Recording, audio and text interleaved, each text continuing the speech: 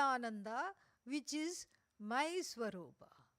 So why is it my Swarupa? Because when we say Chit, this knowledge, when we talk of this knowledge that transcends the knower-known divide, transcends all boundaries, then we understand logically that this knowledge has to rest in a conscious being. There is no knowledge without a sentient being. In fact, the sentient being itself is the manifestation of this knowledge. And here is where, in the last line, we encounter a Mahavakya, a sentence that equates Ishvara with the complaining, jaded, faded Jiva. That, that we have to see. But here let us just look at Chidananda, and then we will see the last part, which is Shivoham, Shivoham. So this Chidananda is just manifest knowledge, manifest existence in a particular name and form. This may be difficult to wrap our heads around it because our thinking is all wrong. That is why we need to do lots of headstands to correct the thinking and to give some blood to the head so that the thinking is corrected. So, like for example, we say a very common expression, clay pot. So we say clay pot. Now here, in this expression, in this phrase, clay pot, what is the substantive? What is the noun?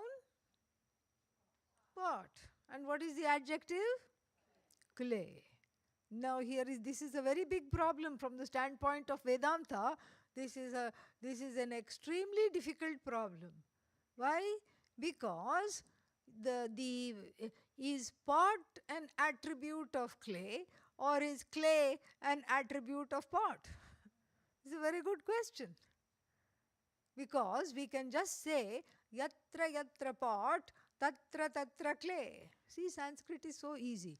So wherever there is pot, there is clay. We can say that. So that means what? That means that pot is an effect of clay. The cause is clay, the effect is pot. So even if there are 100 pots, pot number 1, pot number 2, pot number 3, pot number 4, all of them, pot number 99, all of them are non-separate from clay. It is in fact clay, clay all the way. We don't know what is pot. So we can say in fact that the weight of the pot, does it belong to pot or does it belong to clay? Clay. The color of the pot, does it belong to pot or does it belong to clay? Clay. And when you smell the pot, are you smelling the pot or are you smelling the earth? You're smelling clay. If you disagree, then I'll invite you to please take the pot but leave the clay with me. Are you able to do that? Take the pot home, no problem, take it home, but leave the clay with me. You can't do that. So really, now we are standing the adjective on its head. So pot is not a noun, really. From the standpoint of Advaita Vedanta, pot is an attribute of clay. What kind of an attribute? An incidental attribute. Because the clay does not have yatra yatra pot, tatra tatra clay, but we can't say it yatra yatra clay, tatra tatra pot. Wherever there is clay, does there have to be a pot? No. The clay can exist as a Krishna figurine with a nice, what is that, flute? Flute playing Krishna figurine. The clay can exist as a jug, sharava.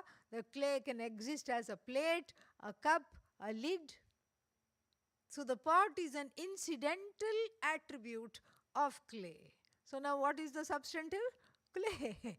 What is the adjective? Pot. This is what Shvetaketu in the 6th chapter of the Chandogya Upanishad is taught by his teacher. Another example the father, who is now the teacher, gives. This example will clinch it and make it much more clear. And what is this example? gold and ornament. 1,000,000 ornaments. How many golds? 1 gold. Similarly, just like the pot is an incidental attribute of clay, the ornament is an incidental attribute of gold. Incidental, not intrinsic.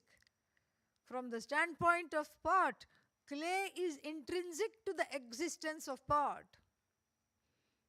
From the standpoint of clay, the pot is an incidental expression of clay. The ornament is an incidental expression of gold. But from the standpoint of the ornament, gold is intrinsic to the existence of the ornament. This is what we have to see. And when we understand this, we see that this whole world is Chidananda. Chidananda. This whole Jagat is Chidananda. Chidananda here is gold sthaniya, clay sthaniya. Means it is in the Darshtanta, in what is exemplified, it is occupying the space of gold. It is occupying the space of clay. So this Chidananda in the form of tree, in the form of hat, cat, mat, rat, bat, so many things. And all these are incidental expressions of Chidananda. What is our mistake? Our mistake is to take the form and the name as real. Just like we take the pot to be real. The word real, Sat, has a very specific definition in a specific set of definitions in Vedanta Shastra. You can't just apply any definition. That which is real must be non-negatable. Abadhitam Sat must be non-negatable. If it can be negated, it cannot occupy the word real. It must be non-negatable. Kalatrayepi tishtati iti sat. It must be unchanging in all, it must be beyond time. Unchanging in all 3 periods of time, past, present and future. These are the 2 definitions of real. Does the pot or the ornament fulfill these 2 definitions? Can we say that the pot is there in all 3 periods of time? No. Because even as I am admiring the pot, what could happen? It could just slip from the butter fingers, and then what will happen? It will soon become, no longer is it pot, it is crackpot. Okay? It just goes and cracks. Finished. So it cannot be called Sat. It cannot be called real. It's not there in 3 periods of time, and it is not non-negatable. It is eminently negatable. In fact, even while holding the pot in the hand, you can make it disappear. This is Vedantic magic, because I can make you see the clay instead of seeing the pot. What happened to the pot? Gone. You don't need long sleeves and to put the pot in the sleeves and sleight of hands. You don't need all that. Vedantic magic is right in front of the eyes. No hanky-panky, nothing. It's just very easy. You shift your understanding of reality, and that is the magic of the universe. That is the magic of this jiva. And so here, the clay alone is in this example. And similarly, when we extrapolate this example to the question of Jagat, all that is there is Chidananda. This Chidananda is Sat, unvarying, unchangeable, and beyond time. And also what else? That which cannot be negated. Chidananda cannot be negated because the one who negates is what? Chidananda. So the Chidananda cannot negate itself. And so the Chidananda plus name and form. But because the grammar also participates in Atma Ajnanam, is a reflection of self-ignorance, the grammar also has looks at it in the same way that we generally tend to look at it. So many pots, we count the pots. We take the pot to be real. We take the ornament to be real. We forget the cause. The cause here is what is there, because in anything that we see in any example, the effect is non-separate from the cause. Pot is the effect and it is non-separate from its cause. What is its cause? Clay. Ornament is the effect and the ornament is non-separate from its cause, gold. Jagat is the effect, it is non-separate from its cause, Satchidananda. That is what it is. Jagat non-separate from Satchidananda. In fact, we can easily say the whole universe is Satchidananda, but Satchidananda, being limitless, is not the universe. It transcends all names and forms. But because of our limitations in understanding, we take the name and form to be real because it is tangible, and then we forget all about that which is its cause. Everywhere it's like this. So the shirt is the effect, fabric is the cause. It's a shifting cause, effect. Then the fabric is the effect, yarn is the cause, yarn is the effect. The cotton bush is the cotton pods are the cause. Cotton pods are the effect, cotton bush is the cause. Like this it goes on and on and on. Either we end up in an infinite regress or we end up in Bhagavan, Ishvara. That is what it is. This Chidananda is a conscious being, we can say, or consciousness. And that is why it's a Mahavakya, because at the level of the individual, the Jiva, what is there? Chidananda. That is what I am, that is what my truth is. And don't say, how did I arrive at this conclusion? Just ask yourself the question we have been asking all these days. Do I exist? What is that answer? Yes, last I checked, yes. I am existent. Am I here? Yes. That yes is itself the proof. It's a self-proof. It doesn't need any other proof. Nobody has to tell you you exist. Nobody has to tell you you are here, that you are present. Nobody has to tell you. You are already here, you know. And when you say, I am, that means you are actually saying, I know I am. And this knowing being that you are, this knowing transcends ignorance, knowledge, dyad. How? Because there is at this ontological level, there is no I don't know. Oh, but there are many things I don't know. I don't know Greek language. I don't know Mandarin. I don't know physics, you can say. I don't know anatomy. I don't know physiology. When you list me all the things that you don't know, what you are actually telling me is that you are aware of the fact that you do not know these branches of knowledge. In other words, you know that you don't know. What you don't know is object ignorance. And the fact that you know that you have object ignorance is all knowledge. You want me to repeat that? Yes? Okay. So, we'll try it, saying it little differently. That you know you don't know. This knowing never becomes I don't know. It's always I know that I don't know. What you don't know and what you are cognizing as that I don't know, as ignorance, the ignorance that you cognize is because of that knowing being you are. A conscious being in which all knowledge rests. How can you say it's all knowledge? Because really speaking, I don't have all knowledge. Here we have an ingenious definition of sarvajnatvam, all-knowingness. I can't be all-knowing. Yes, you can. Because what is the definition of all?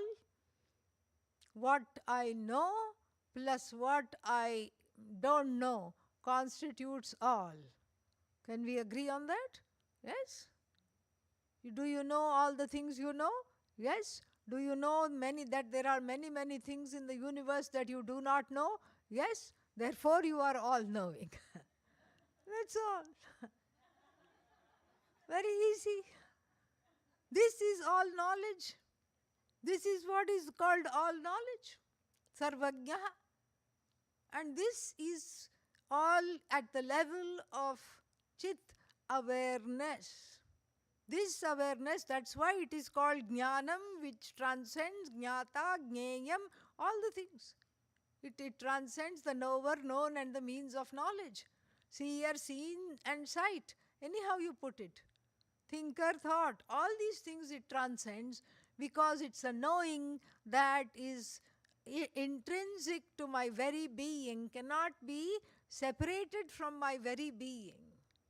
So Chidananda Rupaha means I am a knowing being, in which also includes what I know and what I don't know, because the objects of what I don't know, in the light of this consciousness, this awareness that I am, they also shine as I know. So interesting. Object ignorance shines as the knowledge of this ignorance. It's very interesting, very beautiful. So this Chidananda Rupaha, which is this manifest universe, and that, so if my knowledge rests in this body-mind-sense complex, it rests in a conscious being that I am, then the knowledge which is this whole universe, which is manifest as the laws of this universe, also must rest in a conscious being. And that is what here is called Shiva. That is what is called Shiva. Shivoham, Shivoham, this is what it means. Aham we'll see later, but this is what is Shiva. That Chidananda, in this Chidananda, this Satchidananda, as a conscious being. We can't even say knowledge of Ishvara. It's like saying head of Rahu. Do you know who Rahu is? Who is Rahu? Shadow planet, which is all head. The planet is itself head, one big head, okay? So, what meaning is there when I say head of Rahu? No meaning. Rahu is all head. So, in the same way, when I say this knowledge of Ishvara, it has to be converted knowledge that is Ishvara. Ishvara is just this knowledge. And this Shiva is the causeless cause, the uncaused cause in which includes and transcends all cause, effect, where all the effects come to rest. It is the cause of everything in the universe, a conscious being which is manifest as the universe, which is manifest as a series of immutable laws.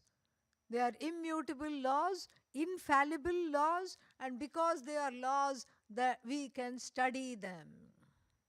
Because they behave in a particular way, starting with the laws that govern our own bodies. Given this situation, the body will behave in this way. Given this particular issue, then the body will have this particular kind of sickness. You can predict it. That is why we have so many branches of knowledge. And so when we look at it from the standpoint of the manifest laws, we say that these laws are not mandates of what we call God, they are manifestation of God, non-separate from what we call God. And then the author in the last line equates this Shiva with the I. Chidananda Rupaha, we understood at length. Shiva is the one in which this Chidananda Rupa rests, in which the Shakti, the Ichha Shakti, Kriya Shakti, Jnana Shakti, the Shakti of knowledge, the Shakti of acting, creating, and the Shakti to desire, all these Shaktis reside in whom? Are non-separate from whom? This Chidananda, equipped with the ability to create, to manifest, equipped with the ability to sustain and to take back, all these powers are there. This Chidananda is called Shiva.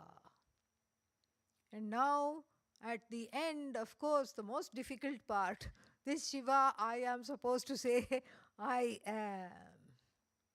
Of course, this is very difficult to take literally, because in one go we can see, what do I have in common with the maker of the universe? The answer is nothing.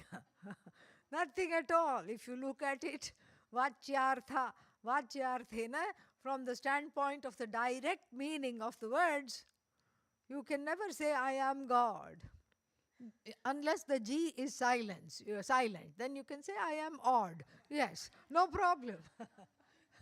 Yeah, you can say, I am odd. But at no time you can say, I am God if you are taking it directly. Either you should have self-knowledge, or one should be a little off to say that, but you can't really say that and mean that. Because the divide is so much. Bhagavan, Ishvara, God is the creator of this entire universe, which is intelligently, infallibly put together. It is just so amazing. It's endlessly intelligent, endlessly existent. And it is so beautiful, beautifully put together without a mistake. This is Bhagavan, the creator of the universe. What am I the creator of? Confusion at best. That's all. I can at best create some confusion. That's all. Bhagavan is flawless, does not make a mistake. And what is that? I have so many mistakes. Sometimes I wonder if I myself am a mistake. This is what sometimes I doubt. And so this is such a big divide. And then my knowledge, what is my knowledge? The knowledge of the individual? Finite. Up to the next question. Immediately the ignorance shines. You ask one more question and the answer is, I don't know. I don't know. Why do the waves behave like this? I don't know. Oh, it has something to do with the moon. Okay, why does it have something to do with the moon? I don't know. I don't know. And what is Bhagavan on this other side? I know the answer to everything. And so, in other words, Bhagavan is omniscience personified. Bhagavan is omniscient. And what is this individual? Struggling to spell the word omniscient. Always I before E, except after C. Okay, what is this? How? Here it seems to be an exception. What to do? Look at this divide, huge, unsurpassable from the face of it. And Bhagavan is all. I am what? At best small. Small knowing, small pervasive. Bhagavan is all pervasive. And so that's why I suppose the author has repeated Shivoham twice. Because the first time you have to do a double take. Like, no, it must not be me. It must not be me. It's like some celebrity. You go to see some celebrity. You don't expect them to recognize you at all. They don't know you at all. And they just go like this, come here. And you don't think it's you. You look back thinking it must be somebody else. So that's why perhaps the expression Shivoham, maybe we have to keep on saying it. Maybe you have to keep on saying it, because the first time it's just like a shock. How can I be this Shiva? If this Shiva is blemish-free, auspicious, free of punya papa, free of all karma, all-knowing, magnificent, flawless, endowed with endless Shaktis, eternal, free of time, free of space. And what am I? The total opposite of all these dharmas. Of course, the question arises, how can I be Shiva?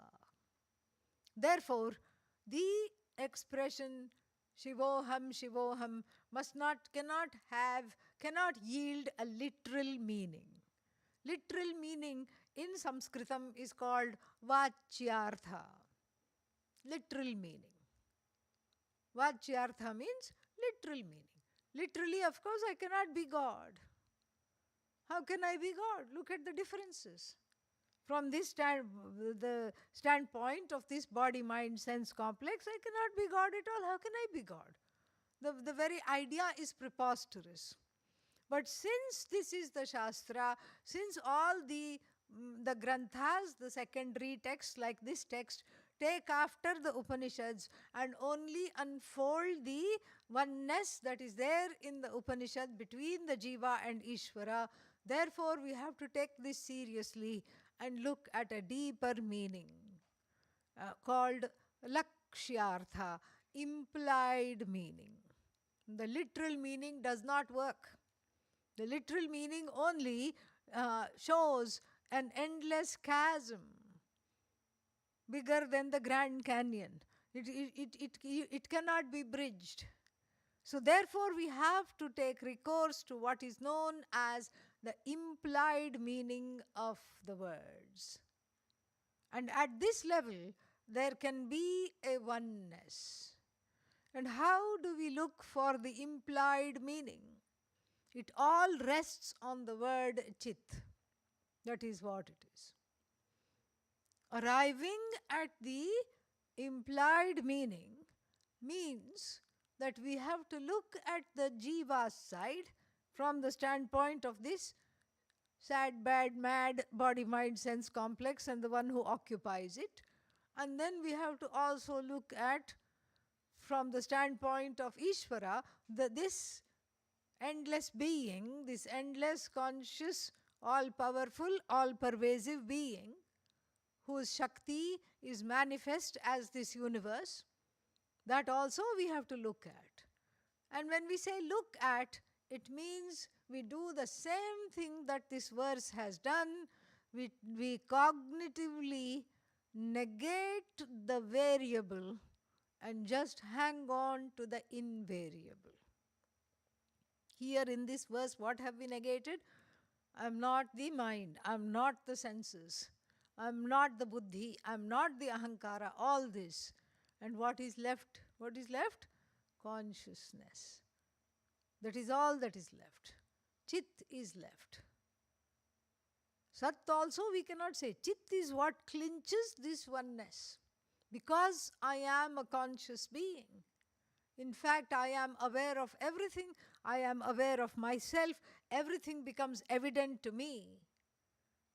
So therefore, this awareness does not drop. The body drops. Because the body is time-bound, everybody knows.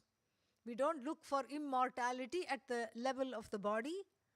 The mind drops. In fact, the mind is already gone. And then the senses go. The senses keep going. That's why we keep needing aids. First we need glasses, then we need hearing aids, then we need so many other aids. And so the senses go, and then the body goes, mind goes, senses go. But the one who says all this is going, that witness does not go. That witness, the content of this witness, the truth of this witness is invariable consciousness. So now, when we look deeply into the jiva, the implied meaning of the word individual or jiva is what? Chidananda. Endless consciousness. A consciousness that has no beginning, no end, plus name and form. But the name and form are variable. We have to let go of that. Then we come to Ishvara's side, because there is an equation that is being made between Shiva and Aham. From the Aham side we have seen What needs to drop are all the things that are variable, they need to go. And from Ishvara's side also we need to do the same thing. Whatever is variable needs to go. Oh, how can Ishvara be variable? There is nothing variable about Ishvara. Well, the status of creator is variable because the creation comes and goes. When there is creation, then you can talk about a creator because it is a relative definition, is it not? If there is no creation, can you call somebody a creator? No. Just like a king without a kingdom. In India, there are many because after independence, they were just given some kind of a purse and allowed to keep their palaces. But really, there are no kingdoms. They were allowed to keep their titles, that's all. But generally, we don't have a king without a kingdom. We don't have a creator without that which is a creation. But we know that the creation comes and goes in cycles. Yugas, kalpas, these are all chunks, big blocks of time. So at the end of the kalpa, everything resolves. There is no creator, created, divide. All that is there is what? What is invariable here? Chit, chit consciousness, awareness, endless consciousness, chidananda. The status of Shiva is, we can say Bhagavan, Ishvara, with respect to the created universe. It is just like that. So that which is left when we resolve the equation on the side of the Jiva and on the side of Bhagavan is what? Satchidananda, Chidananda. That is what is. That is how at this level I can say Shivoham, Shivoham. Because the Aham has been, like it's like harvesting potatoes. Along with the potatoes, what comes? Lot of roots, and then there is dirt. Lot of clods of earth is there. So when you harvest the bunch of potatoes, you have to beat it on the side of the road right there to dislodge what? Non-potato, non-potato, non-potato. Yes, this is what you do on the individual side. So whatever is non-Ishvara, non-Ishvara, non-Ishvara goes, and whatever is this, whatever is variable, if from the side of the Jiva goes. And all that is there is Chidananda Rupaha, which is called Shiva here. And that is myself alone. In this owning up is the whole Vedanta Shastra set forth in 4 lines, 6 lines, whatever we have studied. And there are more such verses, and each one reiterates the same exact message. And that's why I have spent a lot of time understanding the first verse, and with this understanding, hopefully, the text will go a little bit faster. Next one.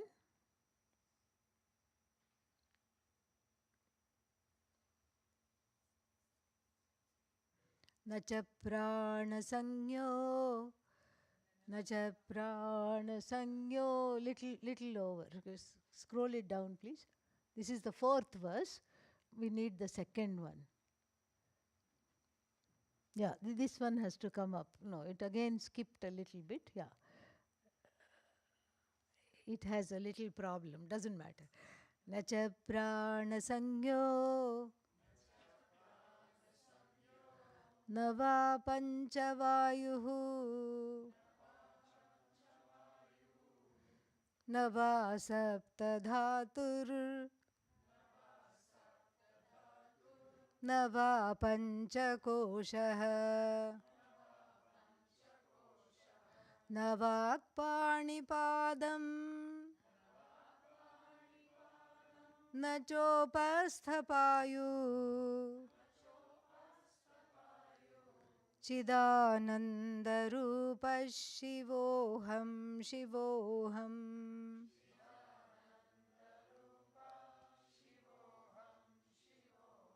We'll just see the translation and we'll pick it up tomorrow. So the translation is this: I am not the that which is called prana. Prana means here respiration. This is easy to say, okay, because we are sitting in a nice place with lot of oxygen and you can nicely say, I'm not the prana. But there is a lot more to it than saying that. I am not the prana, we'll just see the translation. And then I am not the pancha prana, the physiological functions that take place like circulation, digestion, etc. All these things. I'm not any of those things. And I'm not the 7 materials from which this body is made. It is called saptadhatavaha, saptadhatu. And we'll see what they are in the morning. And then I'm not the 5 koshas. Kosha again, kosha means here that which hides is called kosha, that which as though covers. Mind you, nothing can cover the Atma. Atma reveals everything, but that which as though covers. In other words, the 5 koshas are areas of mistakes. They are various loci of errors, where I can make an error centered on the self by thinking myself to be the body, the mind, etc. These are the 5 koshas. I am not any one of those koshas. And I am not, we saw in the earlier verse, the sense organs, and here I am not the organs of action either. 5 organs of senses, jnanendriyani, and then this is called, then we have 5 organs of action, karmendriyani. I am none of those. In fact, what am I? Chidananda Rupaha, Shivoham, Shivoham. We'll see this at length in the morning. Om Purnamadav Purnamidam Purnat Purnamudachyate Purnasya Purnamadaya Purnamevavashishyate. Om Shanti Shanti Shanti. Harihi Om Shri Gurubhyo Namaha. Harihi Om. Thank you. Shubharatri to all. Om.